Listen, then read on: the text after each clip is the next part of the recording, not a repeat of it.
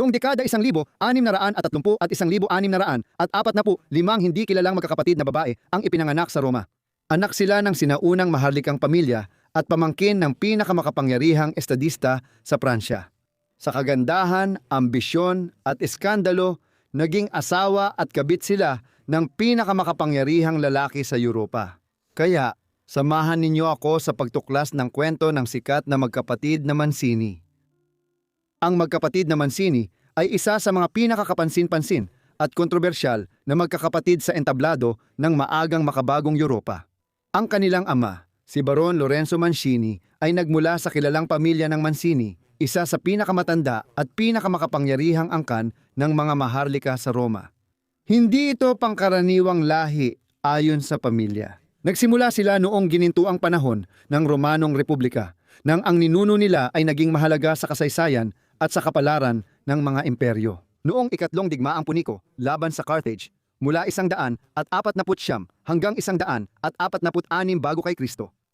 Si Girolamo Mazzarini, isang Romano mula sa payak na pamilya, ay napangasawa si Lorenzo Mancini noong 1634 dahil sa ambisyon, swerte at tulong ng kapatid niyang si Giulio Mazzarini, mas kilala bilang Kardinal Mazarin, dating tagapaglingkod ng Papa sa Roma. Ang kahangahangang pag-angat ni Mazarin ay nagdala sa kanya mula sa sekretarya ng Batikan hanggang sa suot na pulang balabal ng isang kardinal, na naglagay sa kanya sa posisyon na halos katumbas ng Papa mismo. Pero ang kanyang pinakatampok na entablado ay nasa Pransya, hindi sa Italia.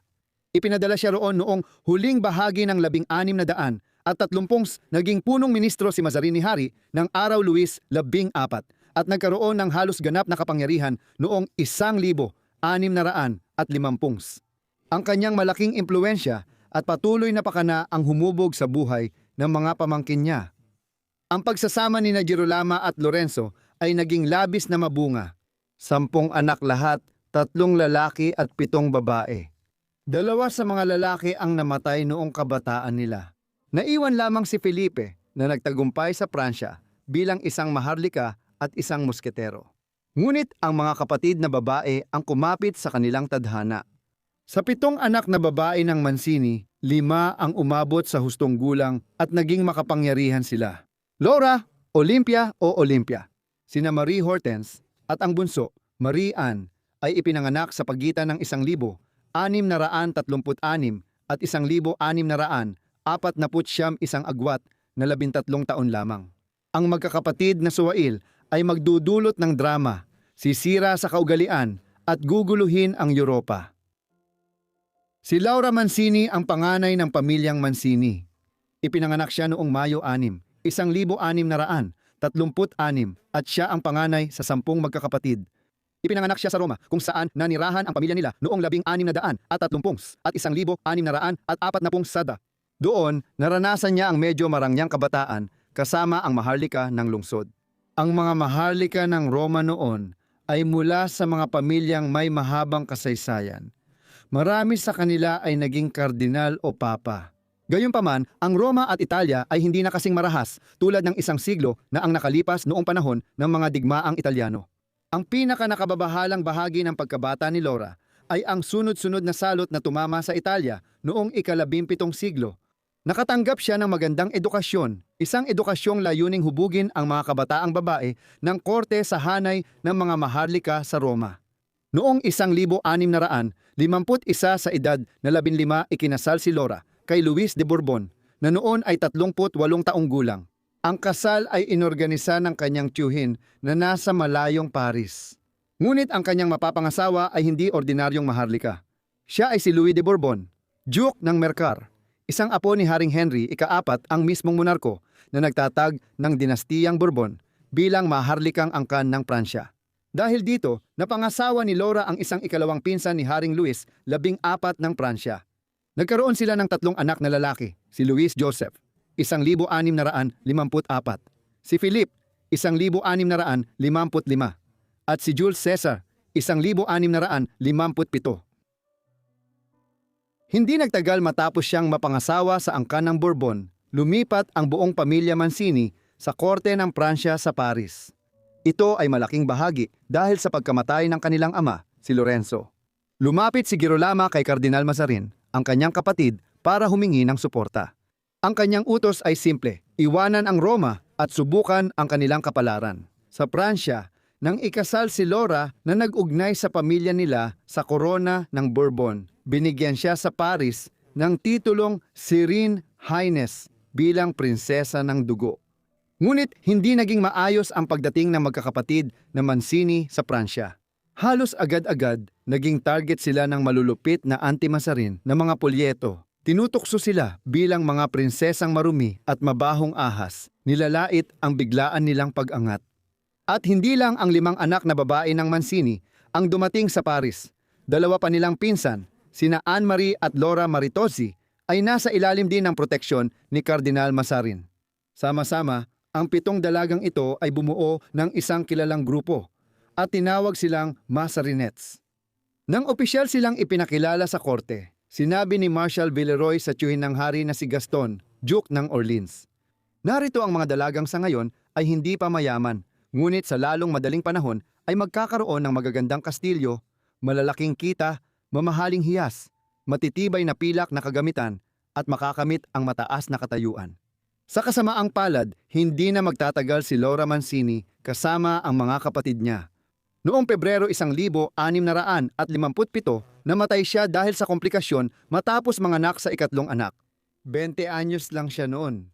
Naging kleriko ng simbahan ang kanyang byuda at mabilis na naging kardinal. Dahil dito, ang pag-aalaga sa 3 anak ni Laura ay ipinagkatiwala sa kanyang mga kapatid na babae. Ang sumunod na pinakamatanda sa 5 magkakapatid ay si Olimpo Olympia. Ipinanganak siya tag-init ng 1638. Malapit na siyang magbinata nang lumipat ang pamilya Mancini ng buo sa korte ng Pransya. Bilang ikalawang pinakamatandang kapatid na babae, naging mahalaga siya sa laro ng kapangyarihan ng kanyang tiyuhin. Bilang isang kardinal ng simbahan, si Jules Mazarin ay hindi maaaring magkaroon ng sariling lehitimong pamilya, kaya nang namatay ang ama ng mga magkakapatid na Mancini, inangkin ni Mazarin ang mga anak ni Girolamo bilang sarili niyang pamalit na pamilya. Ginamit iyon para magtatag ng dinastiyang pampulitika sa Pransya, kaya noong 1657 ipinakasal si Olympe kay Prinsipe Eugene Maurice ng Bahay ng Savoy, pangunahing aristokratang namuno sa Dukado ng Savoy. Nasa hangganan ng Pransya at Italia, nagkaroon sila ng 8 anak, 6 sa kanila ay umabot sa kanilang pagtanda. Si Olympe ay kilalang tusong tagapagsabuat sa korte ng Pransya. Sinasabing naging kalaguyo siya ng hari sa loob ng ilang panahon at malapit siyang nakipag-alyansa sa hipag ng hari, ang Dukesa ng Orleans. At lalo pang dumami ang kanyang mga intriga matapos ang maagang pagkamatay ng kanyang asawa noong 1673. Naabot ng sukdulan ang kanyang mga intriga noong 1679 nang masangkot siya sa Affaire de Poisson o Affair of the Poisons. Tinutukoy nito ang sabwatan ni na Olympe at iba pa sa korte para kumuha ng manghuhula. Noong panahong iyon, nilason ni Catherine Montvoisin si Louis de la Vallière na isang kerida ng hari. Ito ay isang maliit na bahagi lamang ng isang napakalaking eskandalo at daan-daang tao ang nasangkot sa maraming di umano'y sabwatan bilang bahagi ng Affair of the Poisons. Sa huli, maraming tao ang nahatulan ng kamatayan. Naligtas ang buhay ni Olympe, ngunit siya ay ipinatapon palabas ng Pransya. Nagbunga ng bagong paratang ng paglalason ang pananatili niya sa korte ng Espanya. Doon, gayunpaman, hindi malinaw kung may katotohanan ba ito. Ang kanyang huling mga taon ay ginugol niya sa Brussels, kung saan nagawa niyang iwasan ang tukso na lasunin ang sinuman bago siya namatay sa edad na 70 noong 1708. Si Marie Mancini, ipinanganak noong Agosto 28, 1639 ay gitna sa 5 magkakapatid na Mancini. Isa siyang may edad na kagandahan at sinasabing tunay na umiibig sa kanya si Haring Louis. Hindi pinansin ng kanyang mga tagapayo ang mungkahi na pakasalan niya ito. At imbes ay sinabi nilang dapat siyang magpakasal sa prinsesang Europeo mula sa pangunahing maharlikang pamilya sa kontinente. Sinasabi na malakas ang emosyonal nilang ugnayan. Si Haring Louis ay labis na nalungkot sa pagkawala niya, mas pinili ang kaharian kaysa sa puso. Upang mailayo si Marie sa hari, agad siyang ipinakasal sa kabila ng kanyang pag-ayaw. kay Prinsipe Lorenzo, kolona ng Paliano. Ikinasal sila sa Italia noong 1661 nang siya ay 22 taong gulang. Ang pamilya ng kolona ay isang pangunahing pamilyang Italyano na may kaugnayan sa Barabereni, ang pinakamakapangyarihang pamilya sa Roma noong ika-17 siglo. Si Marie ay hindi kailanman naging masaya sa kasal nila ni Lorenzo. Nagkaroon sila ng 3 anak, sina Filippo, Mark, Antonio at Carlo, na ipinanganak mula 1663 hanggang 1665. Pagkatapos noon, naging ayaw na niyang magkaanak pa noong unang bahagi ng 1670 habang lalo pang lumalala ang kanilang pagsasama ni Lorenzo. Unang ipinadala si Marie sa isang bahay relihiyoso na katumbas ng pagiging ikinulong noong ika-17 siglo. Nagdesisyon siyang iwan ang Italia at maglaan ng mas maraming oras kasama ang kapatid niyang si Hortense sa Hilagang Europa. Noong 1680 doon, nakilala ang magkapatid bilang mga kilalang manunulat ng alaala. Bumalik siya sa Italia nang pumanaw ang asawa noong 1689 at nakita ang kanyang mga anak. Tumanda si Marie Wood na patuloy sa paglalakbay at pagsusulat hanggang 1715. Bumalik siya sa Italia noong 1715 sa edad na 75. Pinakaiginagalang sa 5 magkakapatid si Hortense. May malaking agwat ng edad sa pagitan niya at ng 3 niyang mas matatandang kapatid na babae. Ipinanganak siya noong Hunyo 1646 kaya halos sanggol pa siya noon. Nang lumipat ang pamilya Mancini mula Italia papuntang Paris para sumama sa korte ng Pransya, nagsimula na ang mga usapan tungkol sa posibleng pagpapakasal niya noong 1650. Si Reyna Henrietta Maria, ang asawa ni Haring Charles I ng Inglaterra na pinatay ng English Parliament noong 1649 sa pagtatapos ng English Civil Wars, ay naninirahan na muli sa kanyang sariling bayan, Pransya. Sa korte ng hari ng Pransya, mabilis kumalat ang balitang maaaring ipakasal si Hortense kay Henrietta Maria, panganay na anak na lalaki at magiging Haring Charles II ng Inglaterra. Ngunit hindi kailanman natuloy ang pagsasamang iyon.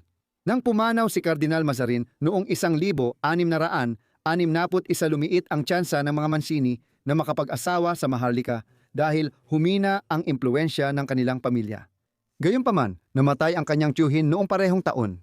Si Hortense, na 4 na taong gulang pa lamang, ay ipinakasal kay Armand Charles de Laporte, Duke ng La Meilleraie, at isa sa pinakamayayamang lalaki sa Pransya. Magulo rin ang kasal ni Hortense gaya ng kay Marie. Si de Laporte ay 14 na taon ang tanda kay Hortense at isa siyang taong hindi matatag ang pag-iisip na palaging naniniwala na niloloko siya ng kanyang magandang batang asawa. Inuutusan niya ang mga katulong na biglang halughugin gabi-gabi ang silid ni Hortense para hanapin ang umano'y kalaguyo nito. Nagkaroon sila ng 4 na anak na sunod-sunod matapos silang magpakasal noong kalagitnaan ng 1660s, ngunit tumakas siya mula sa kanilang pagsasama noong 1668. Sa panahong iyon, nagsimula ng sirain ng kanyang asawa ang malawak na koleksyon ng sining ng kanilang pamilya, tinutuligsa ang pagpapakita ng laman bilang immoral. At may mga usap-usapan pa nga na iniutos niya ang pagbunot ng ngipin ng ilan sa kanilang mga babaeng katulong upang hindi sila makakuha ng atensyon ng mga lalaki. Kilala ang pagkasira ng pag-iisip ni de Laporte, kaya inalok ni Haring Louis XIV si Hortense ng ligtas na lugar sa korte ng Pransya matapos niya itong iwan. Binigyan siya ng malaking pensyon ng dating manliligaw niyang Duke ng Savoy, na nagbigay sa kanya ng pinansyal na kalayaan ng maraming taon. Pagkatapos, nanirahan siya sa Inglaterra noong 1670 at muling nabuhay ang pagkakaibigan nila ni Haring Charles II na naibalik noon sa trono. Noong 1660, isang kilalang babaero na nagkaanak ng mahigit 20 anak sa labas, kinuha ni Charles si Hortense bilang isa sa kanyang mga kabit 2 dekada matapos ipanukala ang kasal nila sa Paris. Gayunpaman, hindi naging madali ang lahat sa panahon ng matinding galit laban sa mga Pranses at Katoliko sa Inglaterra. Sa gitna ng Popish plot, labis na kinamuhian si Hortense sa korte dahil inakalang ahente siya ng korte ng Pransya. Sa kabila ng kanyang lahing Italyano, itinuturing din siyang labis na malandi, hindi lang dahil sa pakikipagrelasyon niya sa isang maharlikang Europeo, kundi pati na rin sa anak mismo ni Haring Charles na si Anne Leonard. Nang ito ay nalaman, nawala ang kanyang pabor at hindi na siya naging paboritong kirida ng hari. Nagkasundo rin sila at nanatiling magkaibigan ni Charles. Si Hortense ay namuhay sa natitirang bahagi ng kanyang buhay sa Inglaterra at naging isang tagapagtala ng diary tulad ni Marie. Ang kanilang mga alaala ay nagpapakita kung paano tiningnan ng mga babaeng aristokrata noon ang kanilang lugar sa mundo at mga suliranin sa kasal.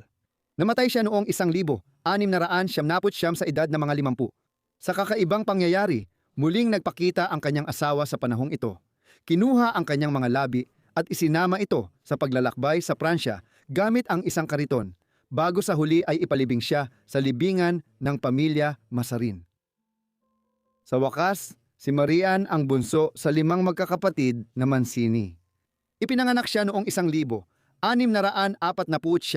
at hindi pa man siya nakakapagsalita nang lumipat ang pamilya sa Paris bilang bunso. Isa siyang paboritong anak ng grupo at tinutukoy bilang pinakamatalino at pinakamasiglang sa magkakapatid. Ang kakaibang pagpapalaki sa kanya ay nagbunsod na gampanan niya ang papel ng isang ina sa kanyang mga pamangkin matapos mamatay ang kanyang kapatid na si Laura noong 1657 kahit na si Marian ay bata pa rin noon. Sikat din na ang kanyang kasal kay Godfrey Maurice de la Tour, Duke ng Bouillon, ay napagkasunduan noong 1661 araw bago namatay ang kanyang tiyuhin, si Cardinal Mazarin. Ikinasal sila noong sumunod na taon, noong Abril 1662. Maayos ang pagsasama nila at dahil mahal siya ng asawa, pinabayaan na lang nito ang ibang relasyon ni Marian. Nagkaroon sila ng 7 anak, halos lahat ay nabuhay ng mahaba. Ang magkakapatid na Mancini ay masuwerte dahil karamihan sa kanilang anak ay umabot sa hustong gulang.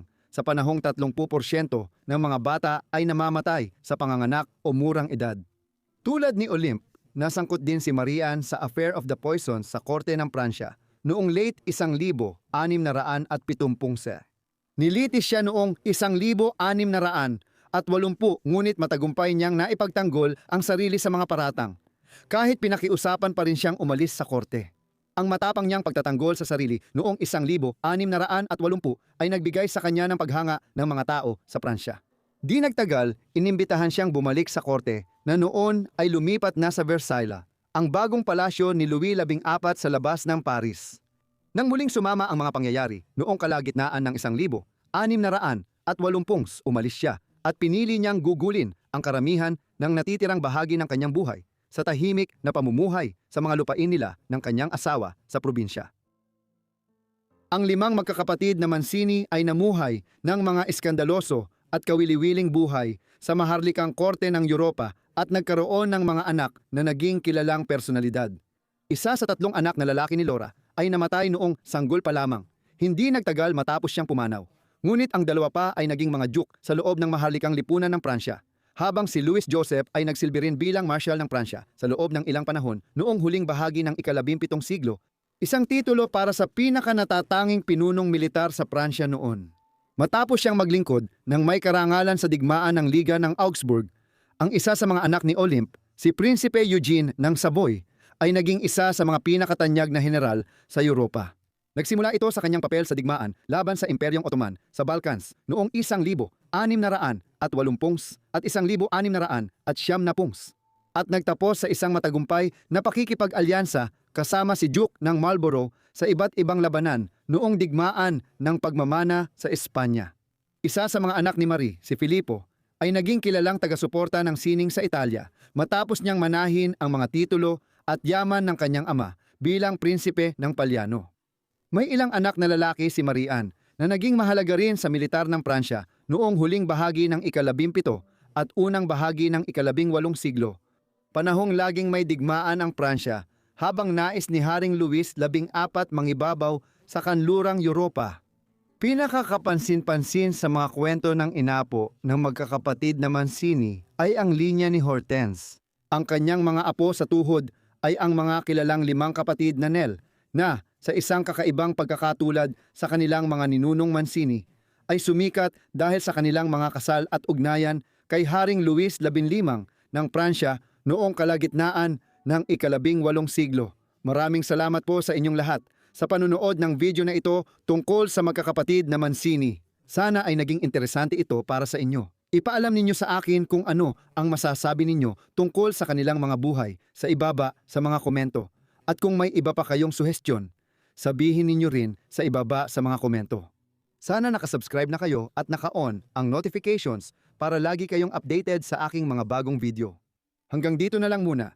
Magkita tayo ulit sa susunod na aklat ng buhay. Salamat.